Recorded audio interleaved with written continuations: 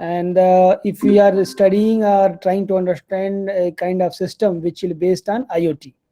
So for example, the drones, right? So if the drones are there and they are flying here and there, and so those hardwares, right, those who are interacting with the images, even the audio or video, whatever, what kind of inputs are there.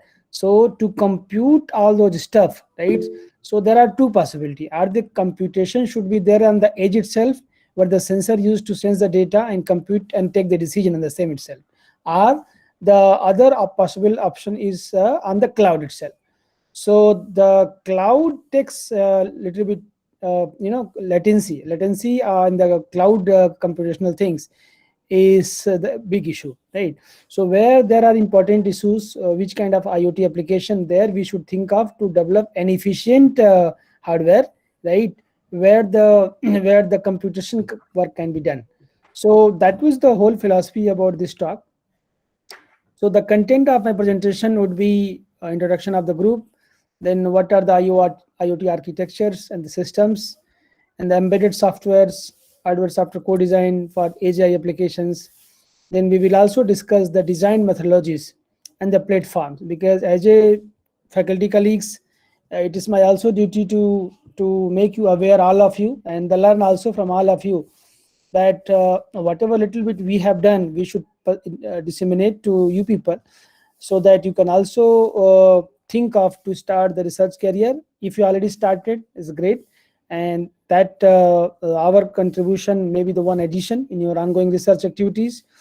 Then we will also think of what are the other CNN blocks and how these are going to be computed and so on and so forth, and how Edge AI blocks and its implementation are the given neural networks.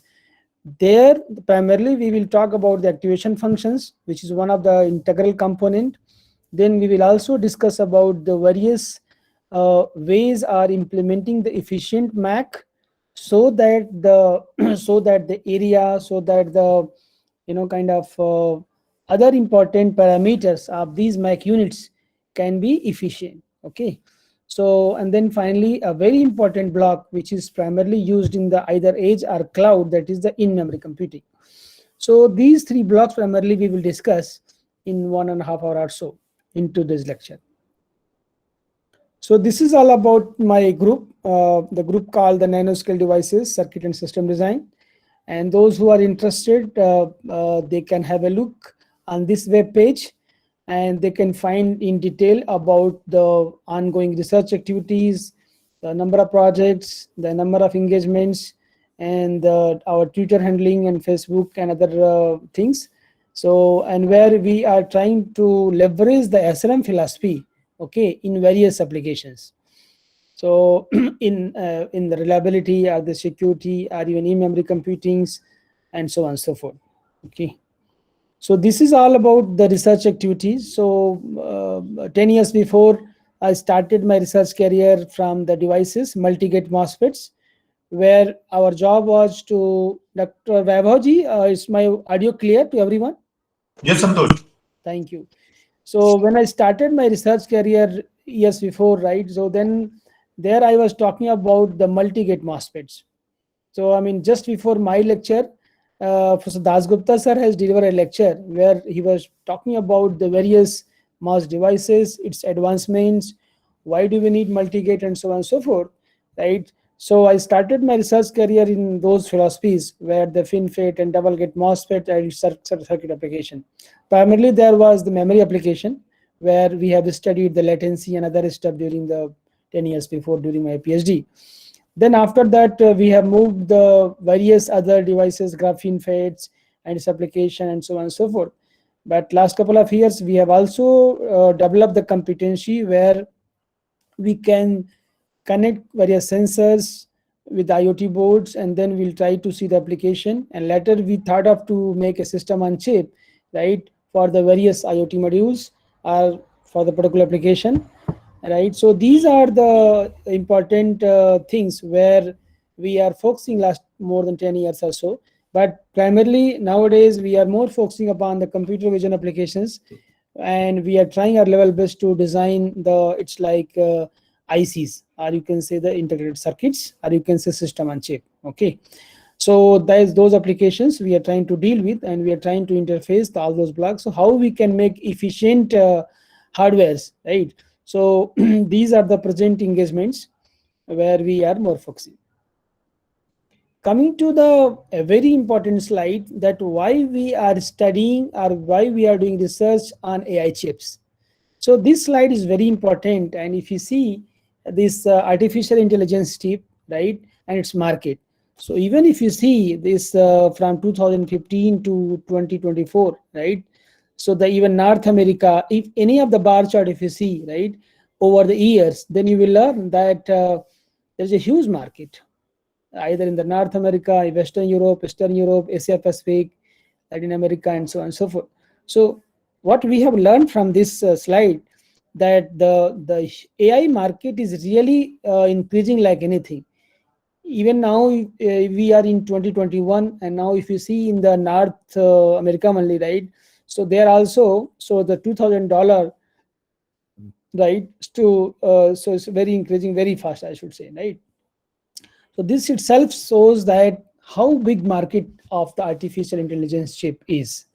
And there are various pioneering company in this who has already jumped, and many of them are in the process of doing the R&D and product development. AMD is the one, Google, Intel, Nvidia. There are many, almost all companies, right?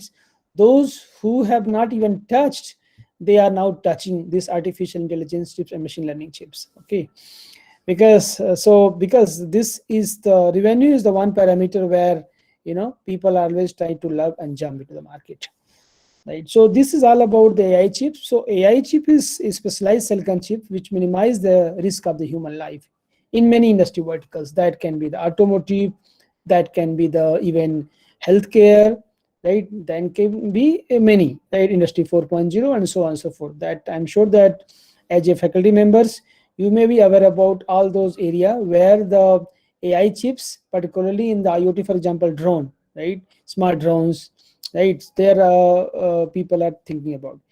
This is a very important slide where I'm trying to explain that how hardwares are going to be changed in the AI chips. So for example, the GPU, so this orange color was in 2018 and blue color is 2025.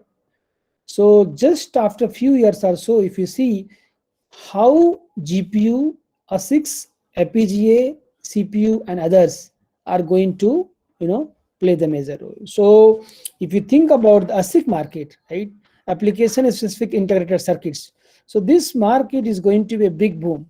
So that as a result, in subsequent lectures, right, we will try to understand that how ASIC market is going to be, right, in 2025. Particularly if you think about the FPGA is also considerably fine, not a big deal, right? But CPUs and GPUs are also more or less equals, right? But nowadays people are trying to train the models on the CPU or the GPUs, but GPUs form factor is very heavy. For example, if you see the size of the GPUs, or even then it's like very big.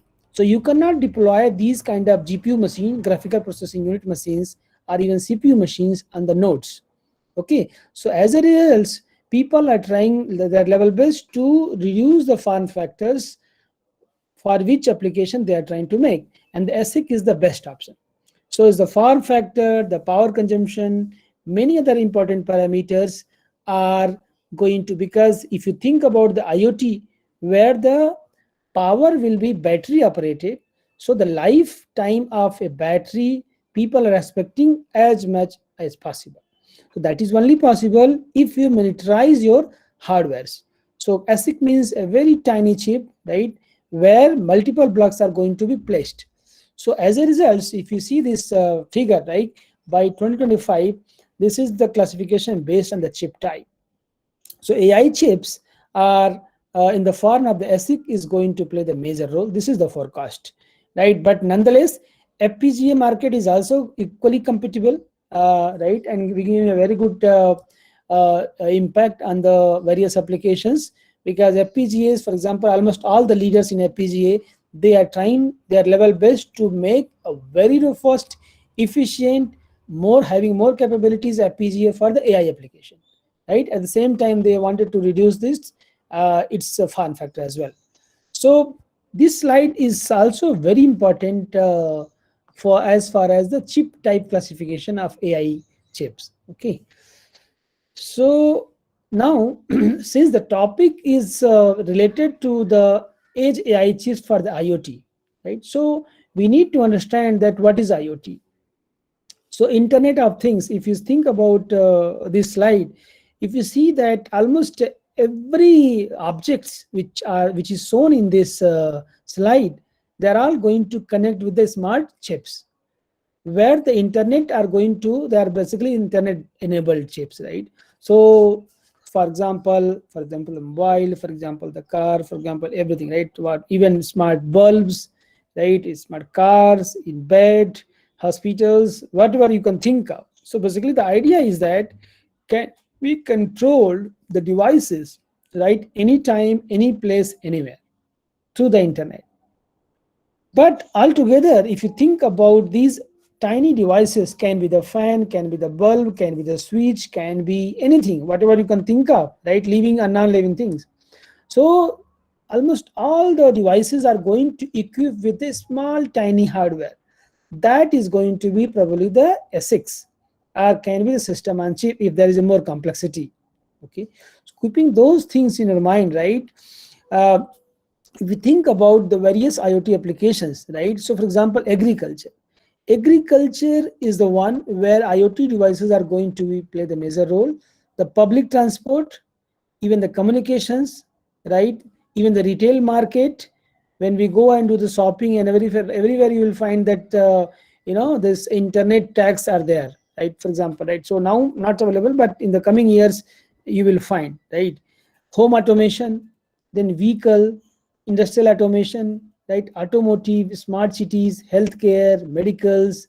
So whatever area you can think of, you will find the possibilities to see the IoT devices. Okay. Now the only issue is that, for example, if you are thinking of a vehicle or automotive sector, right? And for example, if your car, that is a connected car, for example, if your car has a special kind of sensor, right, which can sense the signals, or you can say the input, that can be the audio, video, or image, right? And if you have a tiny chip, okay, located on this car, okay, and then accordingly, this person who is sitting in this car may take the decision. For example, when the turn will come, when the bumper will come, and so on and so forth. So all the action we will learn by the machine itself. Machine means the tiny chips, right? For example, and accordingly, the decision will be taken by the engines, or by the car itself.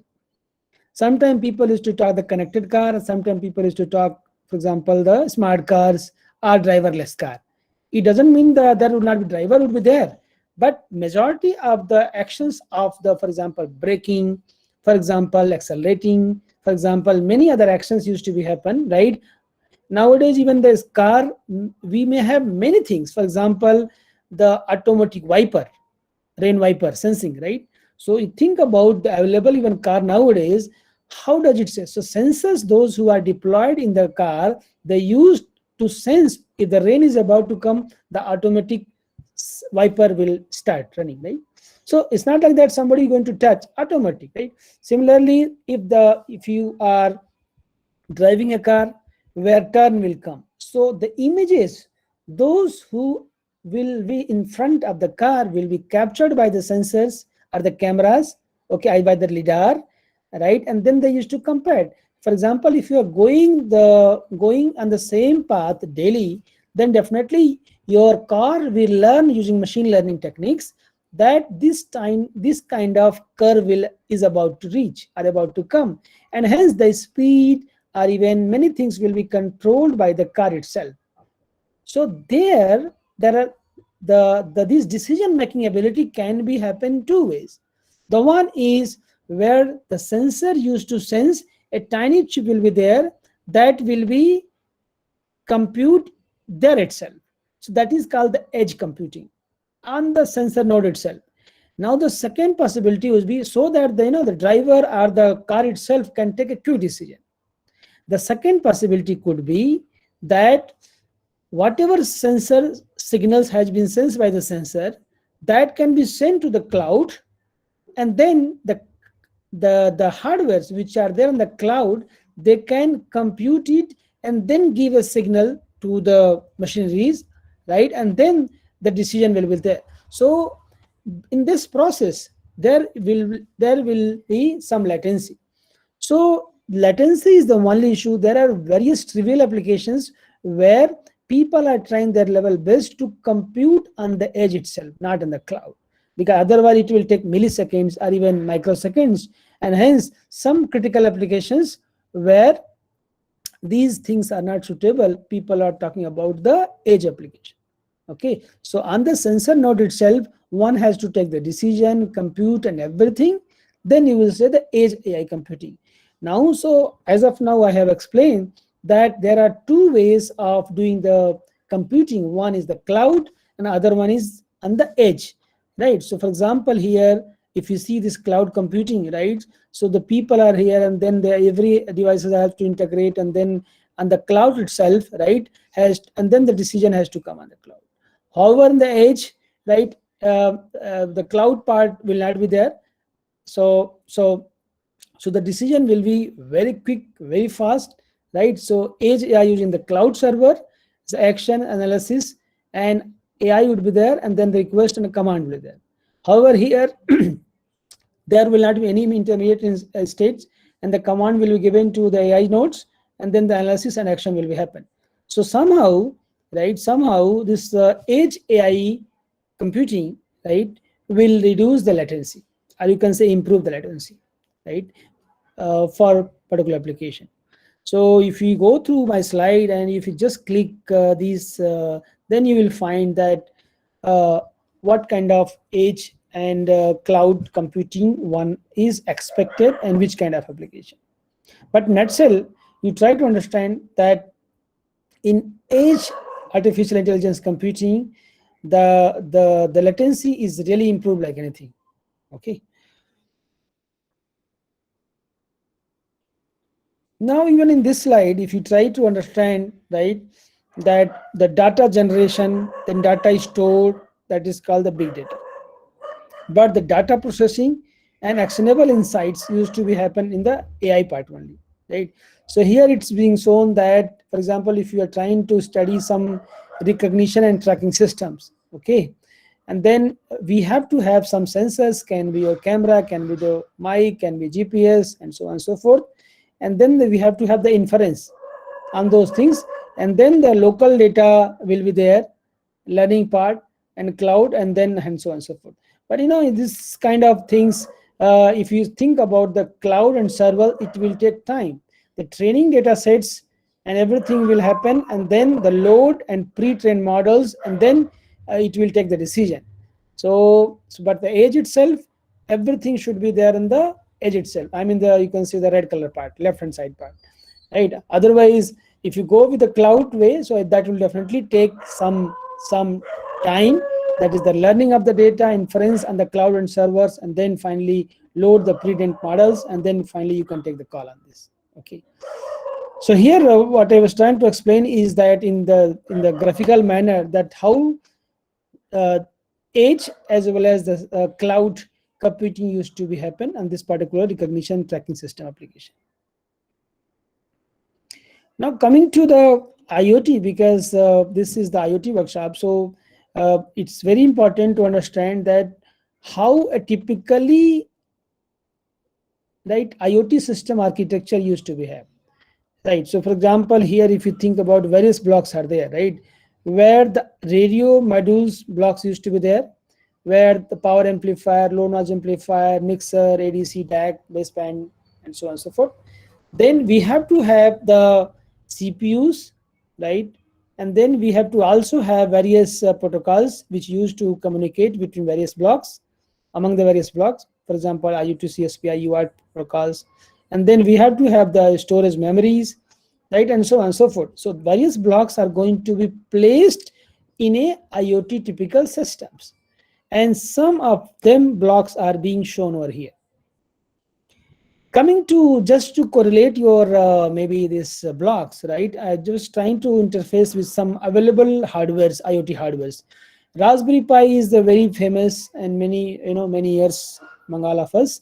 The Intel edition, then CC3200 Launchpad by Texas Instruments, Intel Galileo, Arduino, and then there are many, right? ARM and many, almost many, right?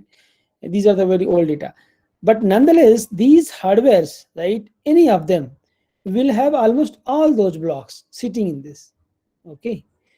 So our approach should be, why I was showing this hardware, that in these hardwares, right, there must be multiple blocks. So in the edge, we have to think upon very systematically that how to design, how to make your hardware very efficient, right? Efficient in terms of the area, efficient in terms of the speed, efficient in terms of the power consumption, and so on and so forth. So we have to go through each and every block one by one, and we try to meet the requirement for the edge or requirement for the cloud. So just for your curiosity, this is the Intel Edition IoT board, which is having a very small form factor of this much, which is having the inbuilt Wi-Fi and Bluetooth version 4. That is very old data. But if you go and try to find out the latest IoT boards, probably you will find version 5 or more than that, right? This will have a 500 megahertz dual core processor of 100 megahertz Core microcontroller. This will also have 1 GB low power DDR RAM 3, okay, 4 GB inbuilt storage, low power consumption, battery along with the charges controller, and so on and so forth. So what I'm trying to explain is that any IoT nodes or the hardware will have these major blocks, okay, where if you are supposed to interface with some sensor, then where to train the data, right, where to store this data, what to take decision, what not to take decision, and so on and so forth. So basically I'm trying to explain is that these hardwares, these chips should be designed in such a way that they should be able to handle such a big data, as well as they should be able to handle very smartly and very efficiently. So that should be our goal to design this system on chip. Coming to once again the same slide, if you see and think about this Intel Edition board, right? So this is once again the block representation of the same one, the previous one, right? Where the Intel Atom processor is there, low power DDR, USB port, power management IC, and so on and so forth. So these are the blocks going to be placed on this chip. Okay, this is the Intel Edition internal architecture and front and back. Okay, so then you will realize that on these tiny chips, these are the functional blocks which are going to be placed. To understand more, I thought I should also discuss about the simplified architecture of this IoT system. Okay, so for example, these are the IoT nodes, right? These much devices are going to be deployed, right? And these are the gateways, and then the clouds. Okay, and these are the compute abilities. So for example, in the cloud, if you see the top line, right, the cloud, right, where this 100 to 1000 GFLOPS operation is there, right? And then mega, for example, here in the IoT nodes, this much 1 to 100 megaflop operation used to be there, right? And the sensing ability, and so on and so forth. But in nutshell, if you try to understand these are physical words, right? So these are the Internet of Things words. So in physical words, whatever devices are going to be there, the first and foremost important parameter is the form factor, or you can say the size. So size of any such device, okay, should be very small. Now the power and frequency, the frequency of those IoT nodes should be compatible and should consume the least power, because the IoT sensor nodes are going to sense the data continuously, and out of those sensing data we have to find which data is worthful to compute, right? So hence the IoT nodes, are going to compute the more power. Now, how to maintain the security, right? Because if the sensors are going to be sense the huge data, right? How to maintain the security, hardware security? That is also a big challenge, because if someone breaks and that is not needed data for which you are going to compute it, unnecessary, or many of the operations are not going to work properly. So the hardware security part is also going to placed into the nodes. Then the power source is another big challenge. Your hardware should be in such a way that the battery, right, should be managed for the long duration, and hence the energy harvesting philosophy can be also introduced. Okay. Now the circuit topology, because ultimately we have to design the hardware, right? So what kind of circuit topology one has to think? Ultra low voltage, low power, low technology node, and then accordingly you need to design your circuit and system. Novel materials, because sensors are going to be under work, right? Because we have to have a sensor of different kind of application. So the materials for those sensor is another investigation where we should think of. Now novel devices, the sensors and circuits, what kind of sensor circuits are going to be? For example, readout circuits, right? For example, many other sensor blocks are going to be there, which can be designed in the form of system on chip or ASICs, right? So how effectively or how efficiently we are designing our circuit and sensor circuits, that should be an art. Now at the same time, our circuit entire system should be reliable in nature, right? If your design or the circuitry should not be reliable, then another problem. So inside each blocks, for example, the memory block, so memory or even ADC or any block which you are designing, oftenly the memory, because the 90% area consumed by any chip is 90 memory only, right? So that is why the reliable memory is another challenge and another problem which we should focus on. So reliability of the storing data at the particular node will be another challenge, and we should think of.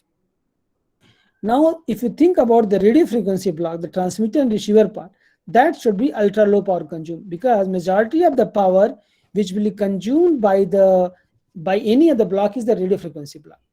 So our radio frequency blocks, which include the ADC, DAC, power amplifier, and so on and so forth, they should be designed in such a way that they should consume the least power, right? And then, of course, the network protocols and so on and so forth, I mean, communication protocols among the cells, right? So these are the simplified architectures of any IoT systems. When you are thinking of designing any IoT nodes, right, which will have the memories, which will have the processor, which will have many other blocks. So your design approach should be as follows. A simplest issue which I thought I should discuss with you, that is the requirement of IoT nodes, right? If you think about these physical constraints, then the user constraint, then the capabilities and the interconnections, right? Always we feel that it should be always connected. Your sensor should be always on. So we always prefer that the sensor, we should be always connected with the sensor node, right? So if you are sensing and processing at the same time, so definitely either the wireless, then definitely the lifetime of the battery should be, our priority should be the lifetime of the battery, right? Should be as high as possible. So how one can make as high as possible? If you reduce this power consumption, because the energy of the battery or the source of the energy is constant. So in case you want to increase the lifetime of any battery or something, then the power consumption by those devices should be as small as possible, right? So these are the other factors, right? Form factor, security, and the cost and access to power. These are all interrelated.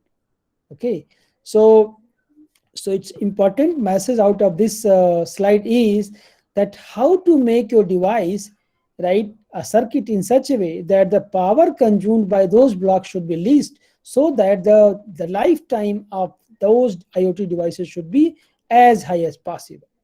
Okay, so these things you have to you have to have always, that is the meeting with the power budget, sensing and processing. That is what it came, because if you are going to interface with the external worlds, right? So it's a very important factor. Now, a very important block, which I personally feel can be the sensors, because sensors are the one which are going to interface with the outside world. For example, if you're thinking about heart rate, medical application, humidity, right? Battery monitor, temperature, accelerator, accelerometer, magnetometer. If you think about all kind of application, right? And definitely you have to have the sensors. And that is only possible where you have to design your ADCs. Okay, so analog to digital converters, because here you will find the analog parameters from the external world which you use to convert into the digital to the processing units, right? So when you are thinking of any application, right, so the resolution of the ADCs is also very, very important. So in some application you will realize that the ADC bits, resolution of ADC is 8-bit is fine. In some application, for example, healthcare, okay, for example, wristband, smart bands, nowadays what we are wearing, right? So smart bands, right, is used to take the sensors from the skins, right? So whatever ADCs are going to be used, probably they may not serve the purpose of 12-bit. So there we should expect the bit resolution of this healthcare application product, right, more than 16-bit, 18-bit, or 20-bit sometime, right? So depending upon the kind of application, these ADCs are going to be designed, right? And hence the corresponding, based on the application, resolution of ADCs are also going to be play the major roles. Okay, so but there are other factors which are relevant to the power and so on and so forth. But you try to understand here that depending upon the sensor categories or various application, the ADC and its resolution used to be defined and accordingly used to be designed into the complete system on chip.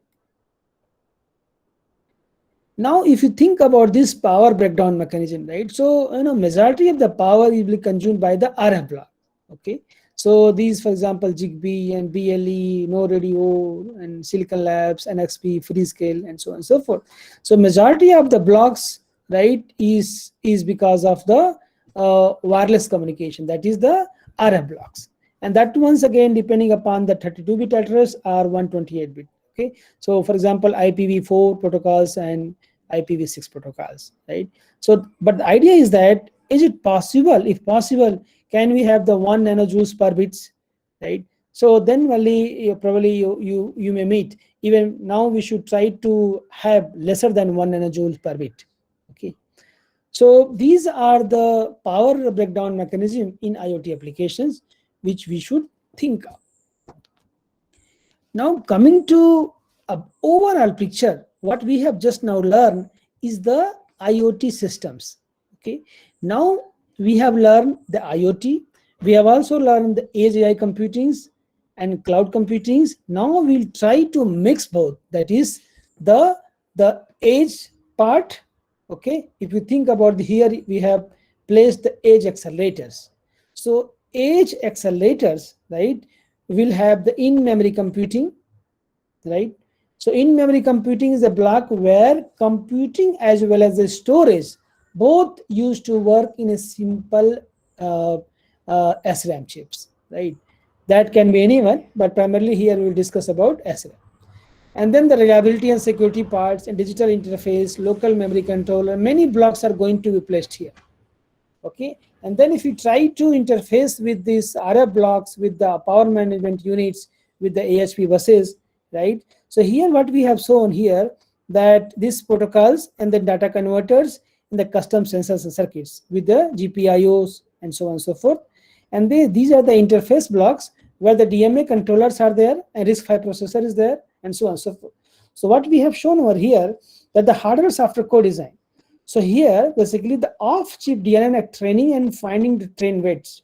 So what does it mean? That in this complete accelerator, this off-chip, we have to train the model.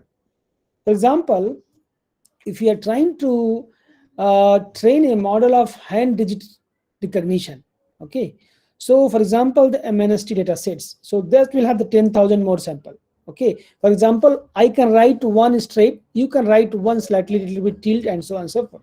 So these data sets are stored in the MNST data sets, which have 1,000, 10,000 samples. Okay, so the training of those data sets will be off the chip, and whatever weight and bias calculation will come where the accuracy of the model is, for example, 99%. So the trained weight will be given feedback to the RISC-V processor. That can be your CPU or that can be anything.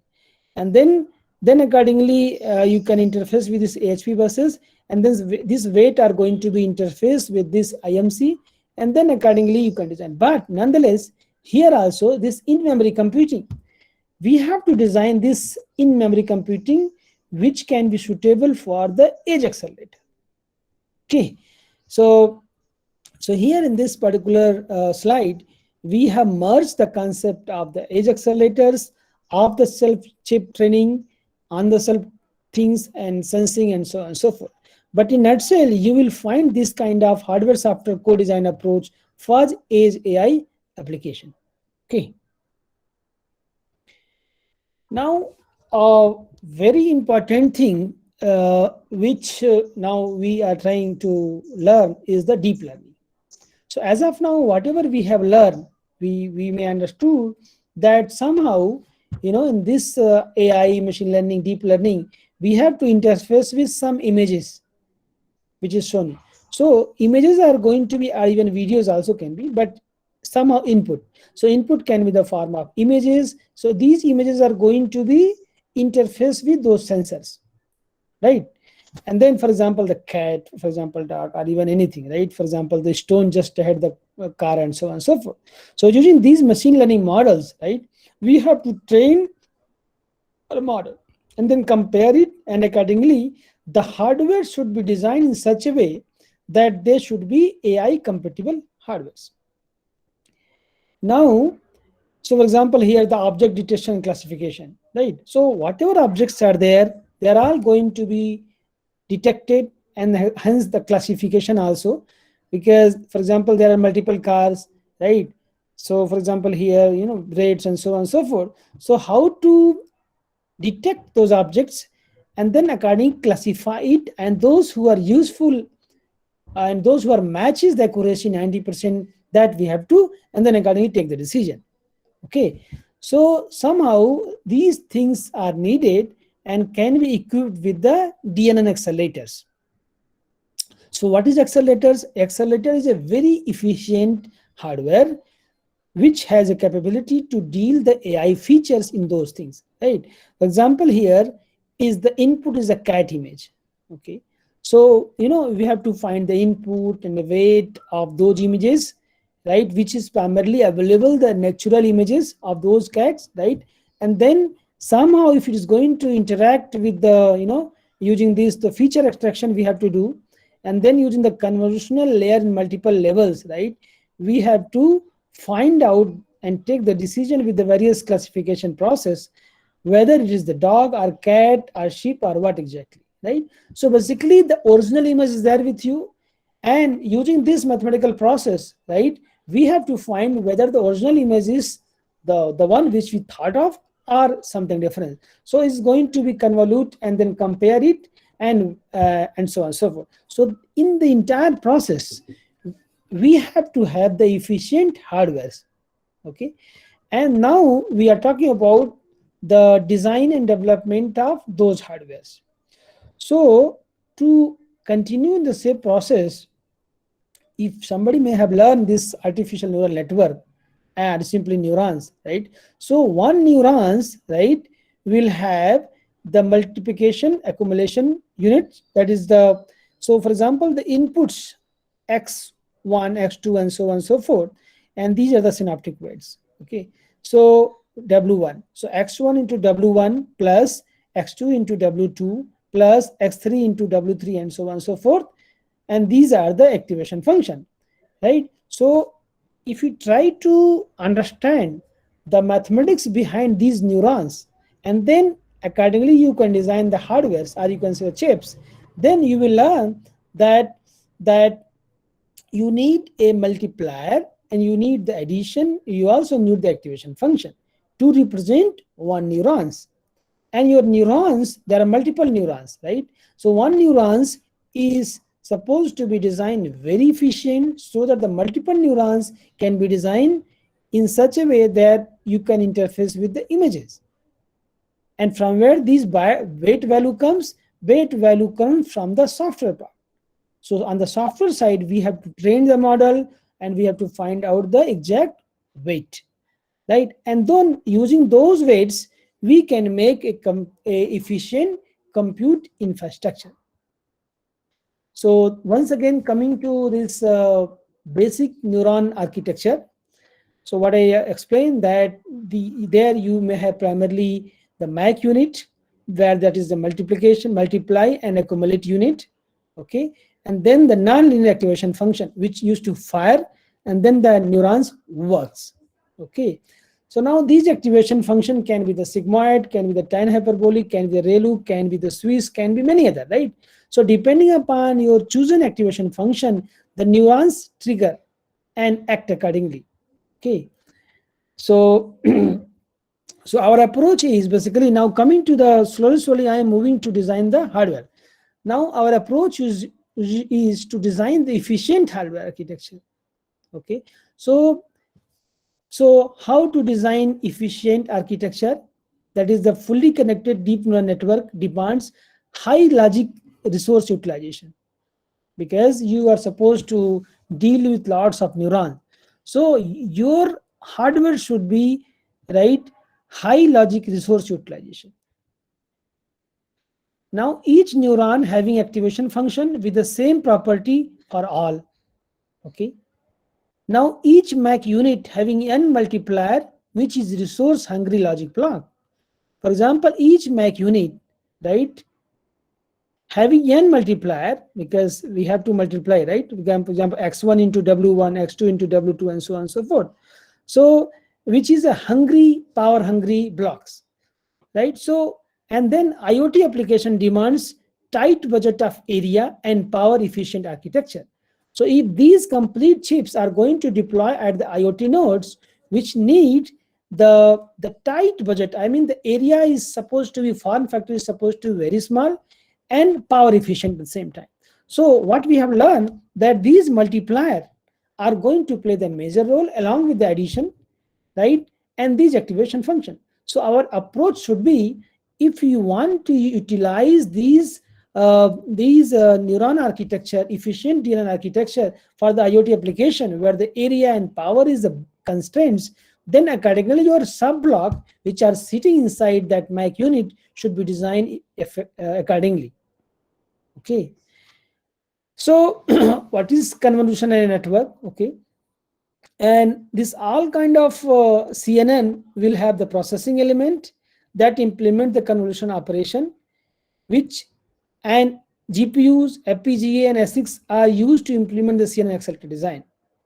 Now coming to these platforms, because as just now we talked about that the FPGA or ASIC or even CPUs or GPUs can be, any of the platform can be utilized for the CNN application.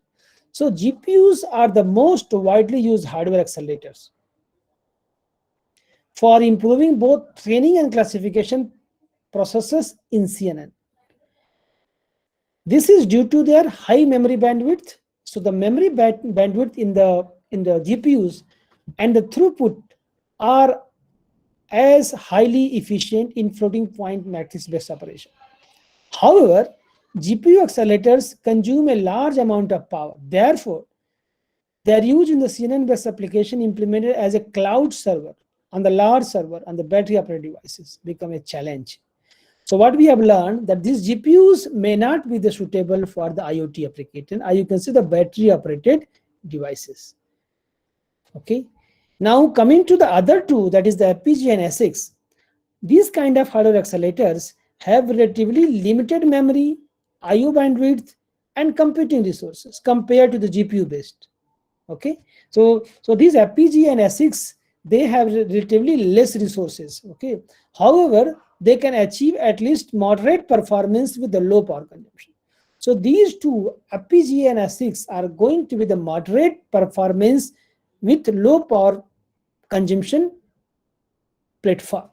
Okay, and hence majority of the research nowadays where we can think of and we can start, that people are trying to do either designing the ASICs or FPGA based.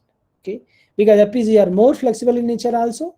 So that is what FPGA is most preferred destination or the platform for any hardware accelerators based experiments, right? Now, but there are multiple advantages and disadvantages also, right? In recent times, the benefits of the FPGA is energy efficient, reconfigurable architecture, and customizable features draw the attention of many researchers to put their focus on the FPGA-based accelerator design. So FPGA-based accelerator design is the most preferred choice. However, it remains a challenge to develop a hardware design of an accelerator for energy and area efficient system.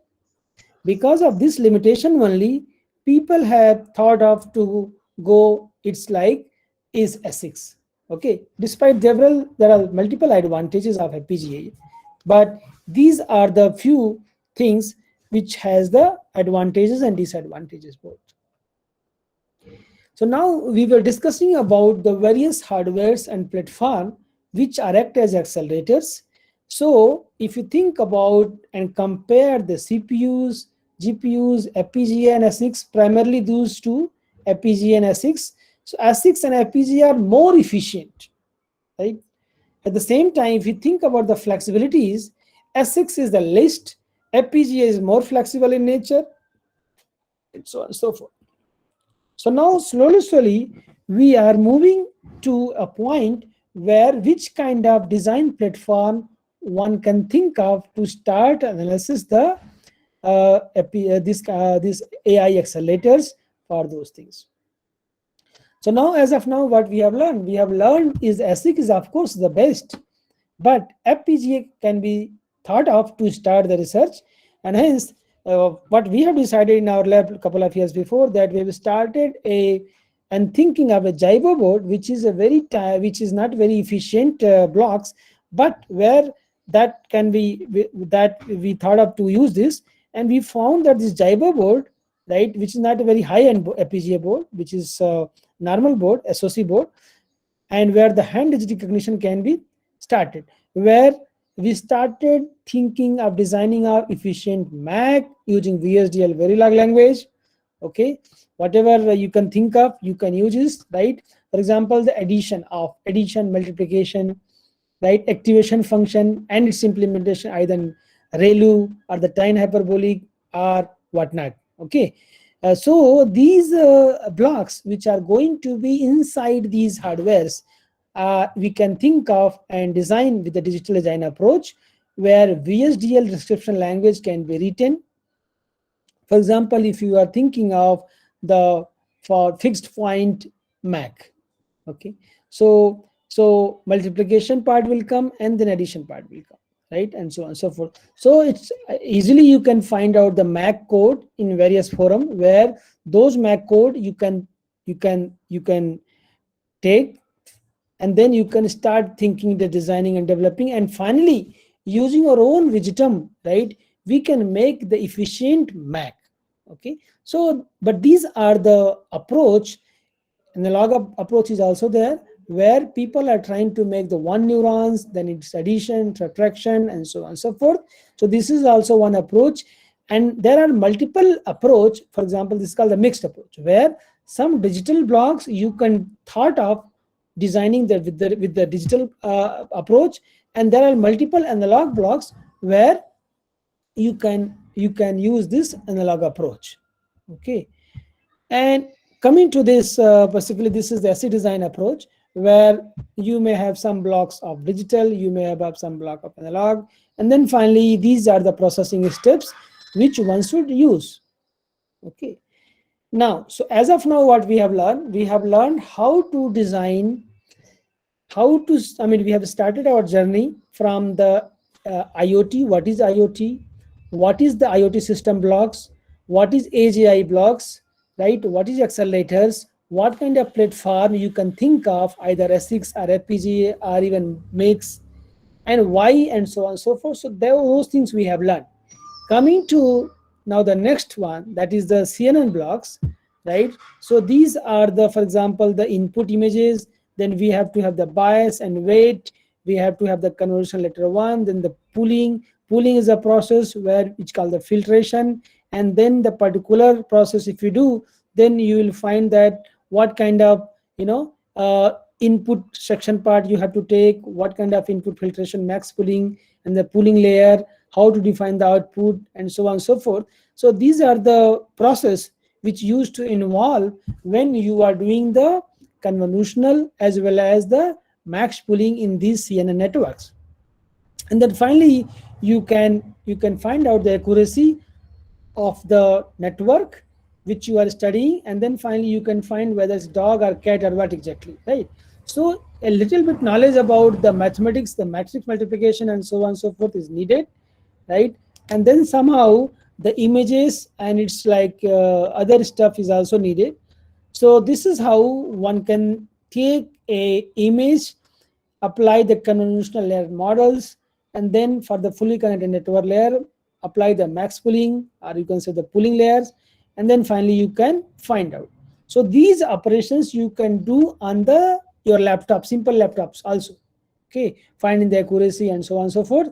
But there you will, it turns out the weight value of these networks, and then accordingly those net trend value of the weight values, right, that can be feedback to the VLSI design people, and then you can thought of to design the CNN, design the accelerators accordingly. So here also the same philosophy, once again we are trying our level best to give, that is the processing element. So the processing element is how this PE is supposed to be designed, this processing element where the MAC and activation functions are there, and how you are going to use this processing element so that your complete this MAC will be efficient, right? So stage number one, stage number two, and so on and so forth, the multiple layers sometimes people have to use, right, and so on and so forth. So these are the philosophy we used to introduce on time to time basis. So as of now, what we have learned that what is CNN and various blocks and so on and so forth. Now one important block, the activation function. Okay, so activation function, for example, here is, for example, in the here you can think of it tanh hyperbolic, sigmoid function, ReLU function. Okay, so depending upon your chosen activation function, right, you can also thought of to make it digital code using VHDL or Verilog, whatever you can think of, and then using these algorithms, right, you can realize the complete activation function in the form of SOP or POS form. Once you know the digital or the Boolean expression for the network, and then accordingly you can thought of and accordingly you can implement it, right? For example, the Cordic based approach and other approach are there where the area, leakage, delay, energy, and EDP and ADPs are being calculated. Okay, and then you can decide that what kind of activation function model one should choose depending upon your requirement. So there are multiple ways by which you can think of to design the activation function model. For example, ReLU, Swiss, Elish, LU, tanh hyperbolic, some activation functions which are digitally designed, right? They are using this much area, they are using this much leakage power and this much delay, right? So you can also propose your own activation function so that you can meet the budget of the power, delay, and area. Okay, so what we have done in the past that we have taken these two datasets, CIFAR 10 datasets and then MNST datasets. Okay, and then we have implemented those things where we have find out the accuracy and the compute time using these activation functions. Okay, and we have realized that the proposed one having computation time smaller, at the same time the test accuracy is 98.96. These things you can perform on the software or using the VHDL language also. Okay, now a very important block is the MAC, that is the multiply accumulate. Okay, so this is very simple. As of now, we may have learned that the array multiplier, Wall-tree multiplier, right? Vedic multiplier, shifted multiplier. So we have learned in your digital system, our digital electronic subject, various kind of multiplier. Okay. So for example, this is the simplest way of doing the multiplication. Okay. Okay. And then since this is a digital block, so you can make it simple VHDL Verilog code, right? And then you can implement either using the Vedic multiplier or even any other multiplier. And then you can also think of to compare these multipliers and its corresponding power. For example, Booth, array, and UTVM, right? Atharvaved, and so on and so forth. Okay, so these are the way by which you can compare the power consumed, or you can say the PDP comparison for the 4-bit multiplier. And if you wish, you can implement on the Jaiba board. There also you can compute the power. Okay, and so this is how one can, if you can thought of and design the Vedic multiplier, array multiplier, Booth multiplier. This is a proposed one, and these are the lookup tables and IO blocks. Okay, in this category we have mentioned. Similarly, if you try to implement on the FPGA, then the delay, logic power, energy, and critical path delay, one can estimate it for various category of multiplier. So the proposed one is the one which is having the delay of this much, this is having the logic power, this is the energy, and this is the critical path delay. Okay. So the idea is what I'm trying to give you people, that using these approaches, okay, you can design the ANN logic gates. For example, here is the inputs, the MAC, and the output, where these are the algorithms by which you can think of to implement the AND operation, the OR operation, the AND operation, the NOR, XOR, XNOR, and so on and so forth. Okay, so once you start making the K-map of these AND logic gates and its mathematical modeling, then you will realize that how to design, what to design, what not to design. It's very simple. And then accordingly, you can perform these digital logic operations, which are primarily used in these units. Okay. And once again, we have compared this post-cloud simulation for the NN logic gates, and then once again the MAC implementation methods, and then the multipliers. Multiplier also method number 2 multiplier, right? Which kind of multiplier one can think of, so that the multiply and their feature, right? Here also the various kind of multiplier people have proposed, and you can also think of your own MAC, right? So this is the another MAC which we have implemented, where it's called the bit cell design. Okay, so which is a kind of XNOR, and then the addition, and then finally use the output. So this is the another way of making the MAC, where we have seen the power gated techniques for the single bit cell, and we have reduced the static power using this gated bit cell. These are the gated bit cell. Okay. And then we have also come out these performance matrix for 180 nanometer and then 45 nanometer technology node, right? Non-PG with PG. Okay, power getting technique with power getting techniques and non-PG.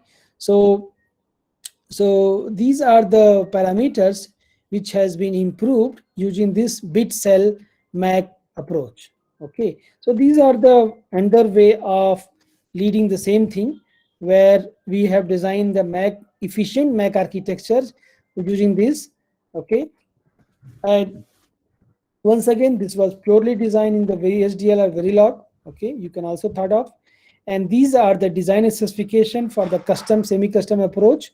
Once again, this is a purely digital design approach, and these are the results with the proposed power getting techniques with and without proposed. Okay, so here is the area, dynamic power, static power, critical path, and area delay product. Okay, so which is being highlighted in the blue color line.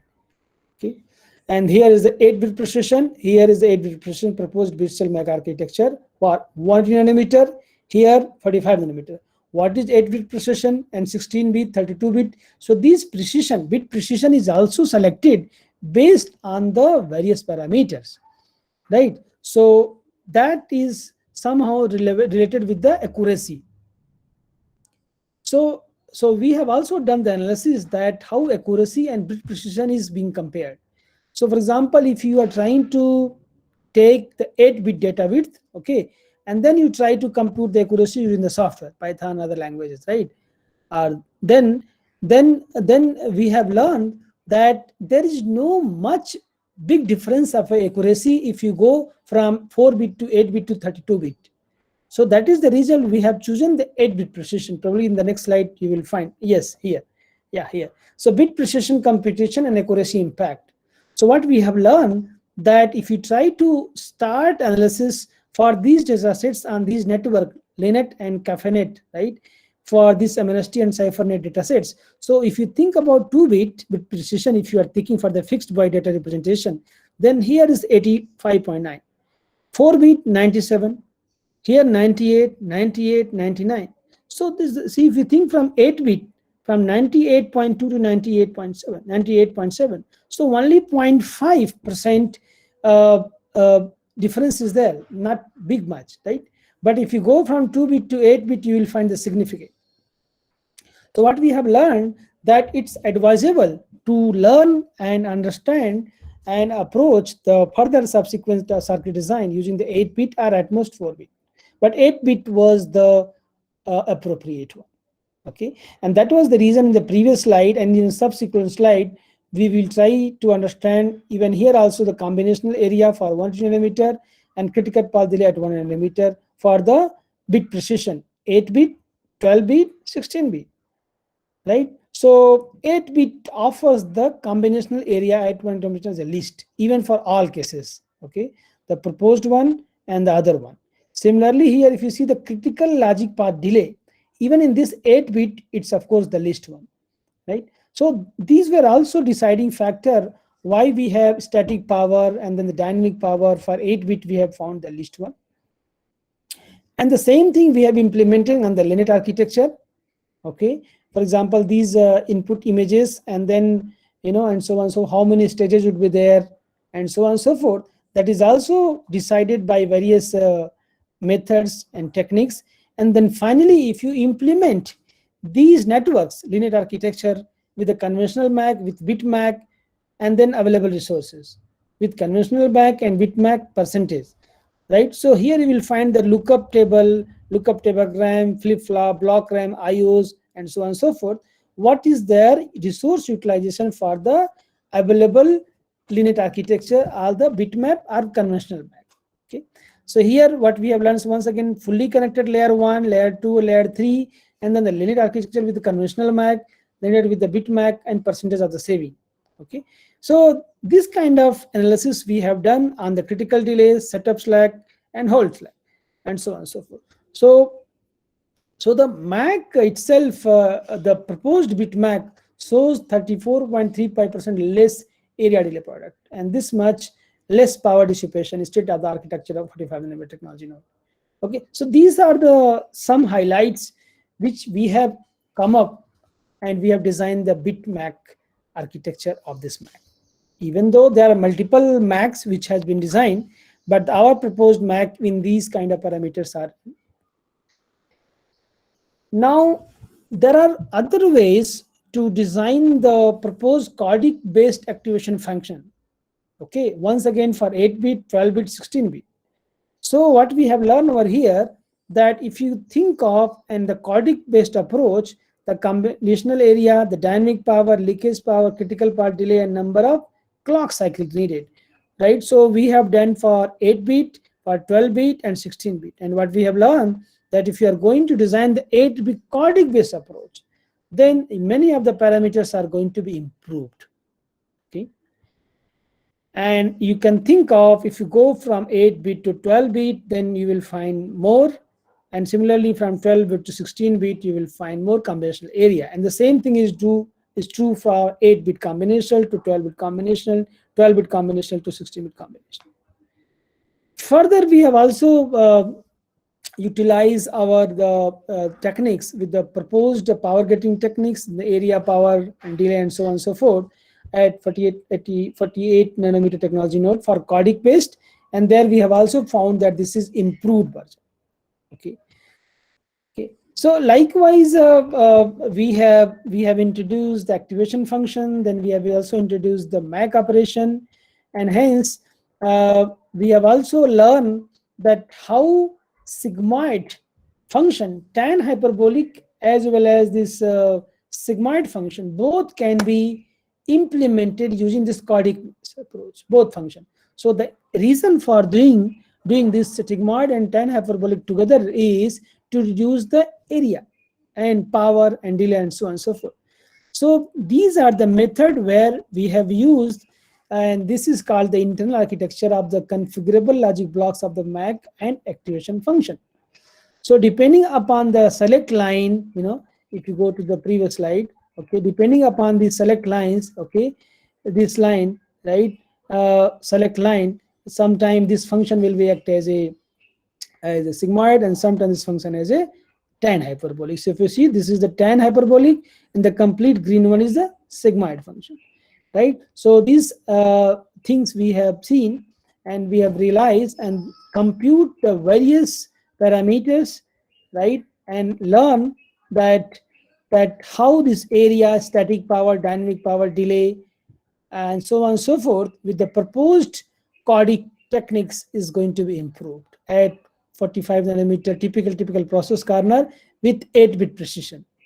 Okay, so the same one can also understand and one can learn, okay, that using power getting technique and digital design process, that how these power getting techniques are being used, and then hence the parameters things are going to be improved.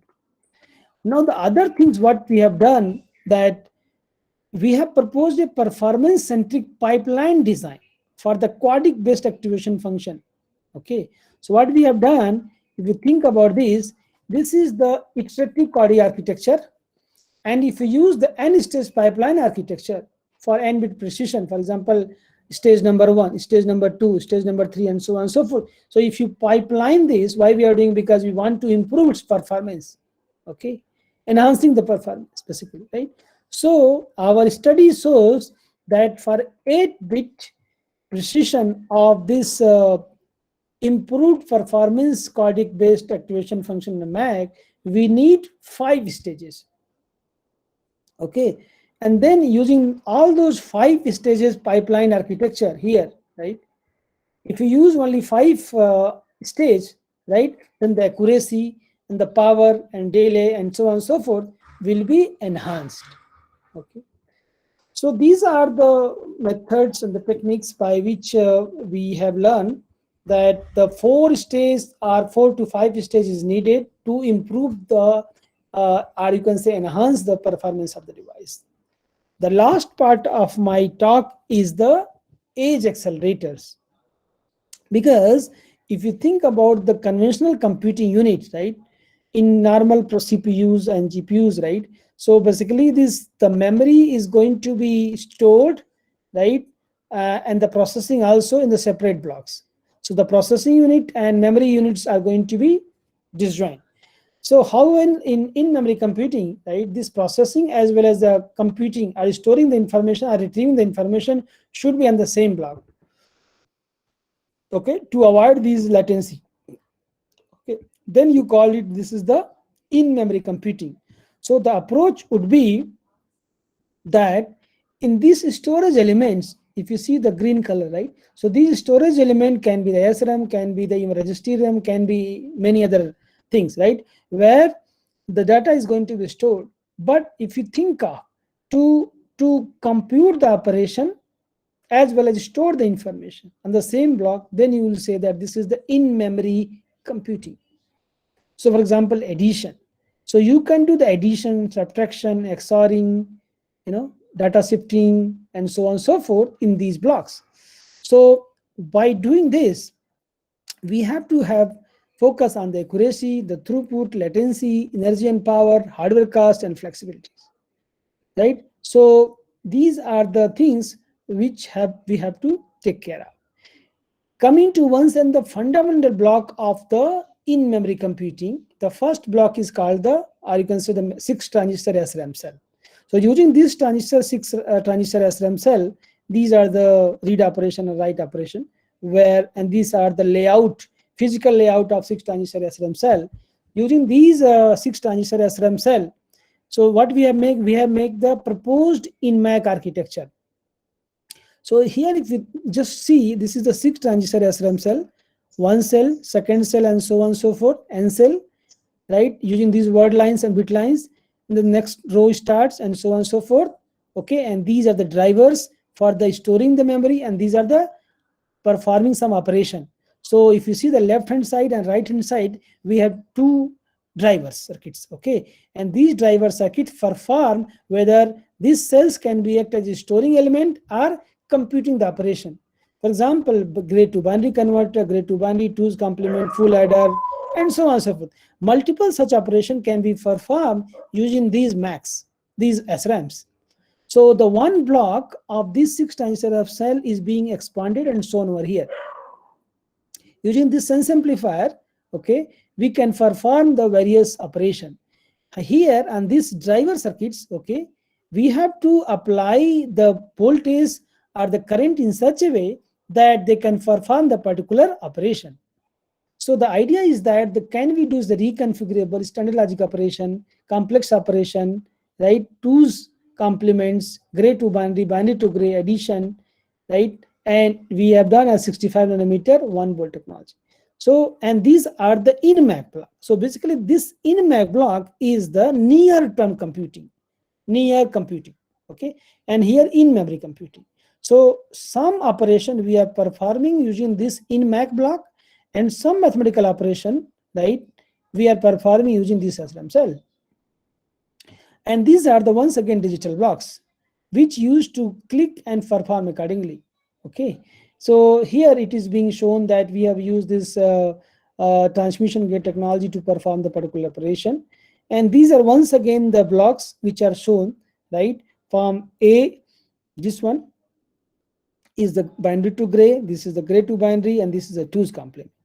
I mean, many other operations is not being shown over here, but what I'm trying to explain is that in-memory computing or near-memory computing, right, using the hybrid concept, we have computed the operations, and we have also come out with storing the element.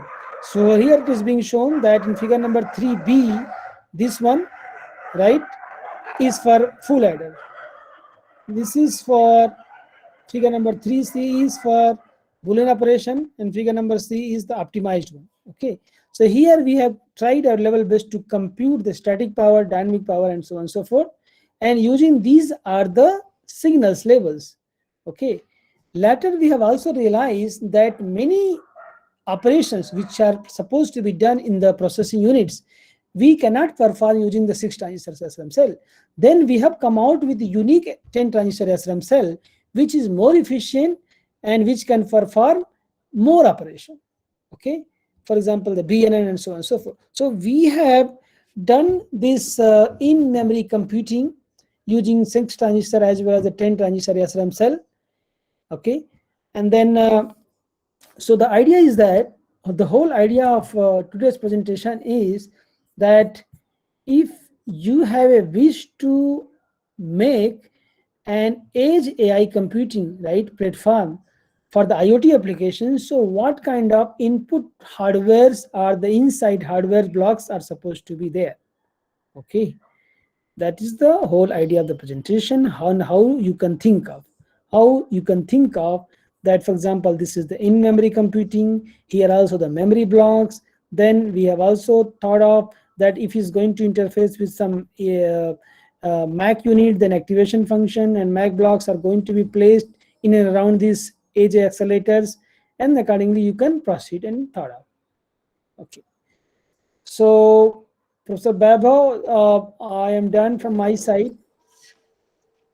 Okay, thank you, Vishwakumar sir. And now maybe we can take up some question if anyone has any. Yeah, now the session is open for the participants. If you have any question, any query, you can ask.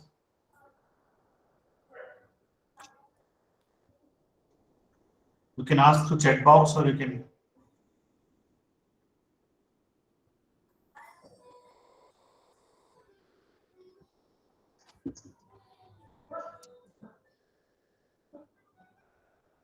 Okay, so thank you. If you don't, if you want to have any query in future, you can ask Dr. Vishwakarma.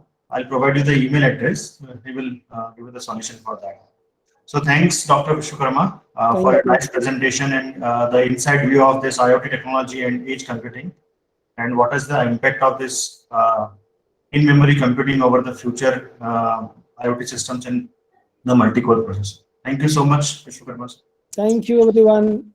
Thank you so much. Please be in touch in case you have any other engagement which you would like to engage with us. This is the new area. I mean, this is a perfectly new area where we are also trying to learn. And I will be happy if you any of one can give some suggestions based out of this work. Thank you, everyone. Thank you, Vaibhavji. Thank you so much. Always, namaste. Yeah.